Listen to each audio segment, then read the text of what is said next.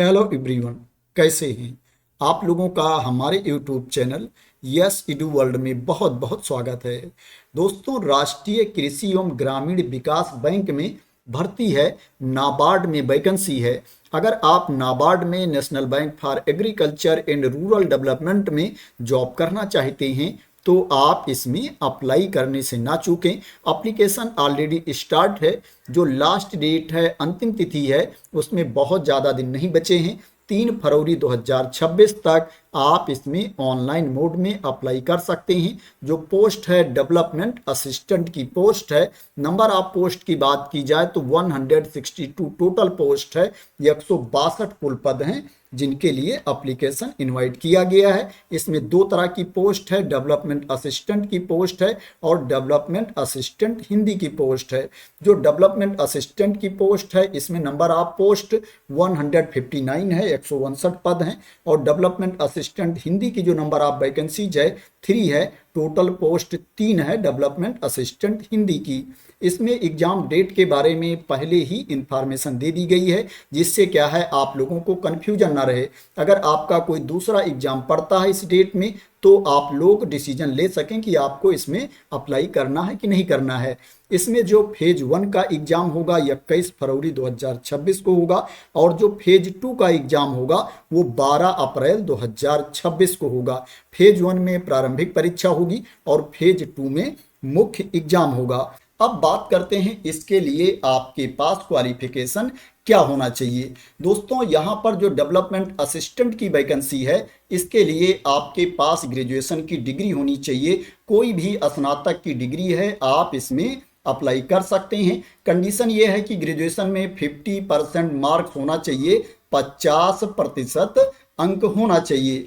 और जो SC category के कैंडिडेट हैं, एसटी कैटेगरी के कैंडिडेट हैं, पीडब्ल्यूबीडी कैटेगरी के कैंडिडेट हैं या एक्स सर्विसमैन हैं, भूतपूर्व सैनिक हैं, उनको ओनली पास होना चाहिए स्नातक में। उनके लिए कोई परसेंटेज नहीं है। इसके अलावा जो कैंडिडेट हैं उनके 50% मार्क्स होने चाहिए ग्रेजुएशन में, तो आप इसमें अप्लाई कर सकते हैं। जो डेवलपमेंट असिस्टेंट हिंदी की पोस्ट है इसके लिए आपके पास जो ग्रेजुएशन की डिग्री होनी चाहिए, स्नातक की डिग्री होनी चाहिए। इंग्लिश और हिंदी आपके ग्रेजुएशन में होना चाहिए। इंग्लिश हिंदी अगर आपके स्नातक में है तभी आप डेवलपमेंट असिस्टेंट हिंदी की पोस्ट के लिए अप्लाई कर सकते हैं। और इसमें जो मिनिमम मार्क्स है वो भी 50% है, 50% अंक होना चाहिए ग्रेजुएशन में। प्लस क्या है, आपको ट्रांसलेशन भी आना चाहिए, इंग्लिश टू हिंदी या हिंदी टू इंग्लिश। और कंप्यूटर का नॉलेज भी होना चाहिए दोनों पोस्ट के लिए।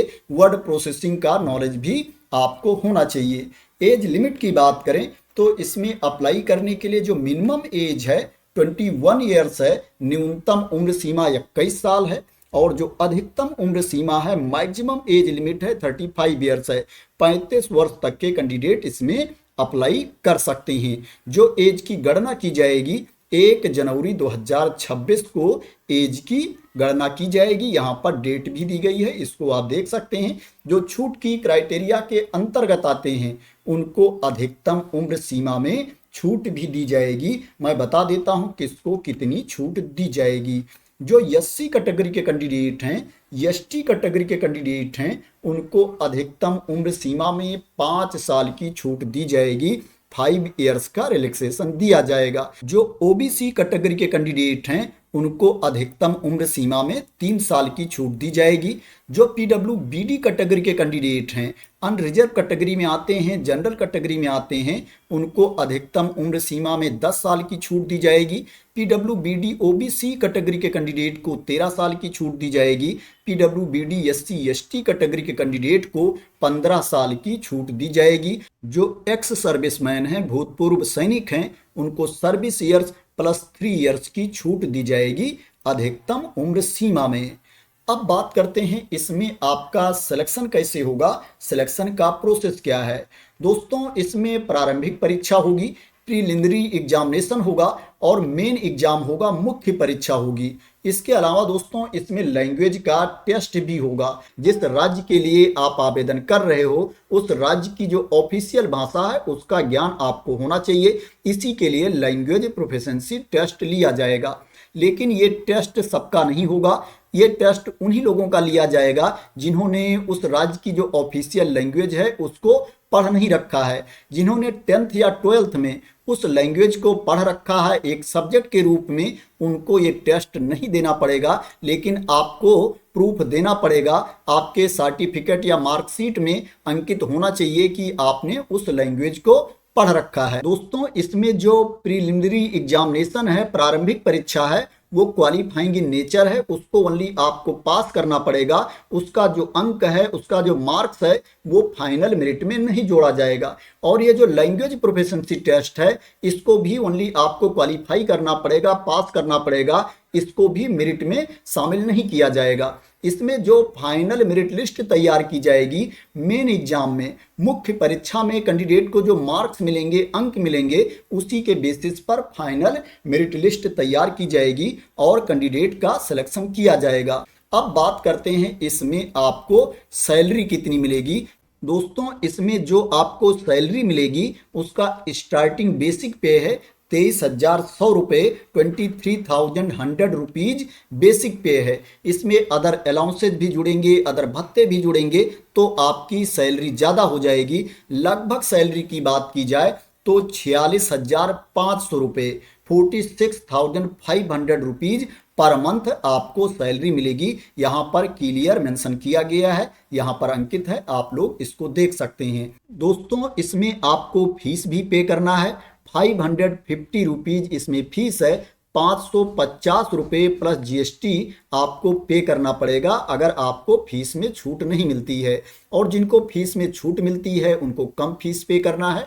जो एससी कैटेगरी के कैंडिडेट हैं, एसटी कैटेगरी के कैंडिडेट हैं, पीडब्ल्यूबीडी कैटेगरी के कैंडिडेट हैं, इनको 100 रुपीज फीस पे करना है, 100 रुपये प्लस जीएसटी इनको पे करना है।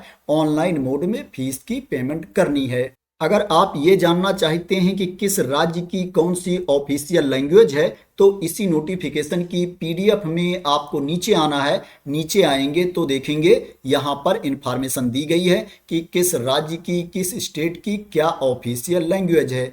अब बात करते हैं इसमें आपको अप्लाई कैसे करना है, कहां पर जा करके आपको आवेदन करना है।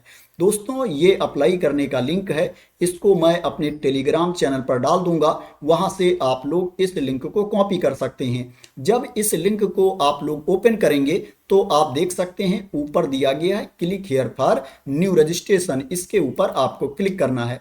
जैसे ही इसके ऊपर आप क्लिक करेंगे आपके सामने बेसिक इन्फॉर्मेशन फिल करने का ऑप्शन आ जाएगा। जो जो डिटेल्स यहाँ पर मांगी जा रही है सावधानी पूर्वक आपको फिल करना है। उसके बाद आपको यहाँ पर सिक्योरिटी कोड डालना है, फिर सेव एंड नेक्स्ट पर आपको क्लिक कर देना है। इसी तरह से जितने भी स्टेप हैं यहाँ पर आपको सावधानी पूर्वक कंप्लीट करना है, पेमेंट कर देनी है और ऑनलाइन मोड में आपको रजिस्ट्रेशन कर लेना है, ऑनलाइन मोड में आपको अप्लाई कर देना है।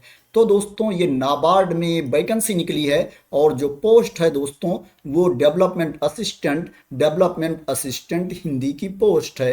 आशा करते हैं कि आपको इसके बारे में क्लियरिटी मिल गई होगी।